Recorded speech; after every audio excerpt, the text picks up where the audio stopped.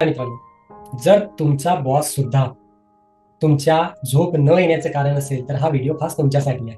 कारण या व्हिडिओमध्ये आपण हील करणार आहोत तुमचे रिलेशन तुमच्या बॉस सोबत. नमस्कार, तुमचं स्वागत करतो मी आपल्या या दिवस 15व्या मध्ये, जिथे आपण आज बॉस आणि एम्प्लॉईचे रिलेशन हील करणार आहोत या आपल्या 21 दिवसीय रिलेशनशिप हिलिंग मालिकेमध्ये. चला सुरू करूया. तुम्हाला माहिती आहे का की 85% लोक, हार्वर्ड युनिव्हर्सिटीच्या एका सर्वेनुसार असं आढळून आलं की या लोकांनी ऍग्री केलं, 85% लोकांनी, की त्यांच्या लाईफमध्ये त्यांच्या बॉसशी असलेले जे रिलेशन्स आहेत ते डायरेक्ट इम्पॅक्ट करतायत त्यांच्या आयुष्यावर. म्हणजे त्यांचे इमोशनल स्टेट, त्यांचे घरातलं वागणं वगैरे या सर्व गोष्टी. त्यामुळे हे रिलेशन किती महत्वाचं आहे बघा. आणि या रिलेशनला आता आपण हील करणार आहोत आज.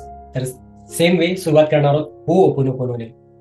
सिम्पली तुमचे डोळे बंद करायचे. मित्रांनो, जर तुमचा बॉस, तुम्हाला हृदयावर हात ठेवायचा आहे आणि बॉसचा चेहरा इमॅजिन करायचा. जो कोणी तुमचा बॉस असेल इमॅजिन करा आणि माझ्या मागे मागे म्हणा, मी 100% जबाबदारी घेतो आपल्या नात्यात जे काही चाललं आहे त्याची. जे काही आता जसं काही आपलं रिलेशनशिप आहे त्या रिलेशनशिपची मी 100% जबाबदारी घेतो. या नात्यामध्ये जे काही अँगर, फ्रस्ट्रेशन, इरिटेशन, फिअर, जजमेंट, ह्या ज्या काही गोष्टी क्रिएट झालेल्या आहेत त्या मी जबाबदारी, मी अट्रॅक्ट केल्या, मी क्रिएट केल्या आणि म्हणून याची मी जबाबदारी घेतो. आय एम रिअली सॉरी की मी कायम कंप्लेन करत राहिलो तुमच्या बाबतीत. आय एम रिअली सॉरी की मी कायम जज केलं, ब्लेम केलं तुम्हाला आणि तुमच्या बाबतीत मागे अनेक वेळा कंप्लेन पण केले. त्यासाठी आय एम रिअली सॉरी. जेव्हा की मी हे समजून नाही घेतलं की तुम्ही हे जे काही करत आहात हे तुमच्या पोझिशनसाठी करत आहात, तुमच्यावरती जबाबदारी आहे करून घ्यायची म्हणून तुम्ही करत आहात काम, किंवा ज्या पद्धतीने तुम्ही वागताय त्याच्या मागे तुम्ही सुद्धा माझ्यासारखेच एक मनुष्य आहात आणि तुमच्या म्हणजे तुम्ही सुद्धा तुमचा ओन स्ट्रगल आहे, पर्सनल, प्रोफेशनल. हे मी कधी समजून घ्यायचा प्रयत्न केला नाही, त्यासाठी सॉरी. आय एम सॉरी की मी कायम स्वतःचा विचार केला आणि जज करत राहिलो प्रत्येक वागण्याला, बोलण्याला. त्याच्या मागे नक्की काय इंटेन्शन आहे समजून घ्यायचा प्रयत्न केला मी. And I am really sorry की हे राग, ही चिडचिड आणि ही जी काही जेलेसी आहे, हेट्रेड आहे, हे मी अनेक दिवसांपासून, अनेक महिन्यांपासून किंवा अनेक वर्षापासून कॅरी करतोय बॉसच्या संदर्भात. आणि म्हणून I am really sorry. Please forgive me. Forgive me की मी तुम्हाला चुकीचं समजलं. फॉरगिव्ह मी की याच्या मागे जे काही आहे ते समजून घ्यायचा प्रयत्न नाही केला. कारण बॉसला अपेक्षा काय असते, काम चांगलं करणं, त्यासाठीच आपण पगार घेत असतो. But I am really sorry की मी अँगर, गिल्ट, शेम, रिग्रेट ह्या गोष्टी कॅरी केल्या. आय एम सॉरी की मी insecurity, fear, unnecessary judgment. Sorry की मी ह्या गोष्टीचे मला कायम भीती वाटली की बॉस काय म्हणेल, कसं जज करेल, नोकरी तर जाणार नाही, या असल्या निगेटिव्ह गोष्टी मी कॅरी केल्या. म्हणून I am really sorry. Please forgive मी. जेव्हा की मी फक्त फोकस राहून काम करायला हवं होतं, बट केवळ या भीतींपोटी मी फोकस नाही करू शकलो. म्हणून I am really sorry. So please forgive me for what ever I have done. Forgive me for all my mistakes I did in my career or in this job. Whereas the job is very important, I know the value of the job, but I have given entire focus on the job only.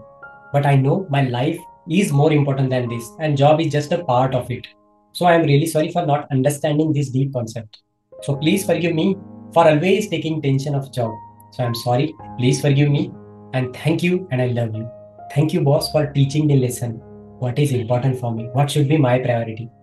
Thank you very much for teaching me through your reflection, your behavior, whatever you say, the way you behave. It is just showing me where I need to heal, where I need to improve. And I'm really sorry for that, for carrying such things, carrying those grudges, किंवा जे काही मी carry केलं त्यासाठी. So मला माफ करा. Please forgive मी. आणि धन्यवाद देतो मी तुमचा की तुम्ही मला या पद्धतीने हे सगळं जे काही तुम्ही करतात हे माझ्या ग्रोथसाठी आहे, हे मला शिकवण्यासाठी. धन्यवाद. धन्यवाद की तुम्ही मला प्रत्येक गोष्ट जी काही आता माझ्या करिअरमध्ये येत आहे ही केवळ आणि केवळ मला मजबूत करण्यासाठी, मला स्ट्रॉंग बनवण्यासाठी येत आहे, त्यातून शिकून पुढे जाण्यासाठी येत आहे. हे आता मला समजून गेलंय. ही शिकवण मला देण्यासाठी धन्यवाद. मी आभारी आहे.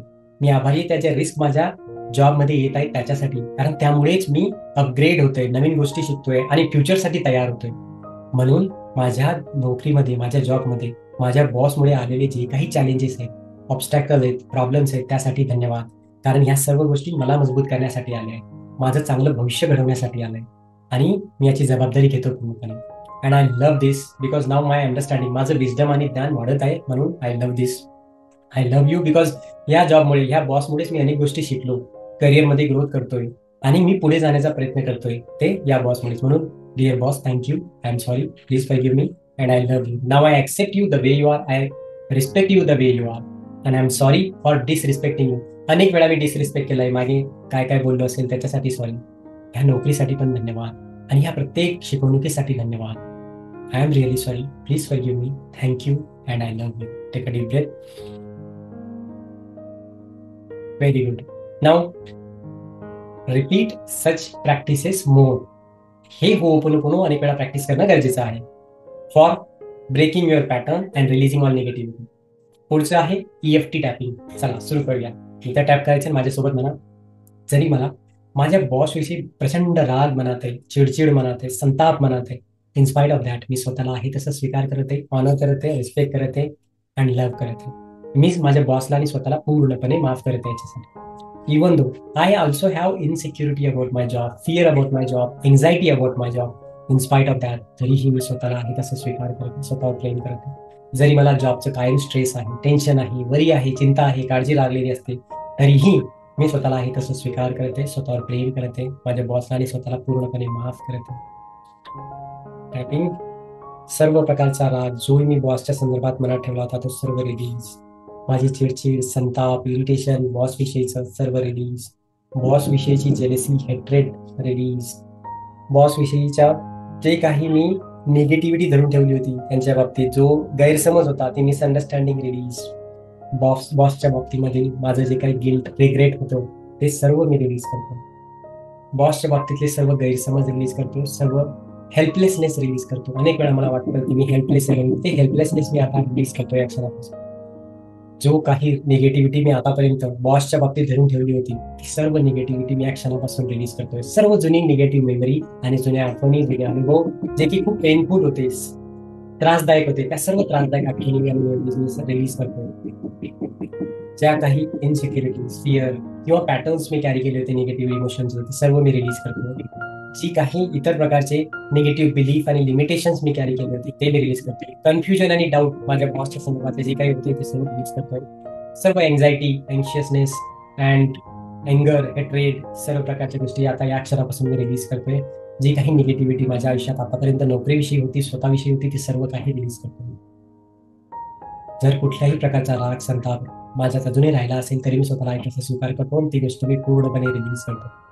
माझ्या बॉसच्या बाबतीत जे काही निगेटिव्हिटी मी अजूनही धरून ठेवली होती विचारांमध्ये किंवा बिलीफमध्ये, आठवणीमध्ये, अनुभवामध्ये, ती सर्व काही मी आता या क्षणापासून रिलीज करतो.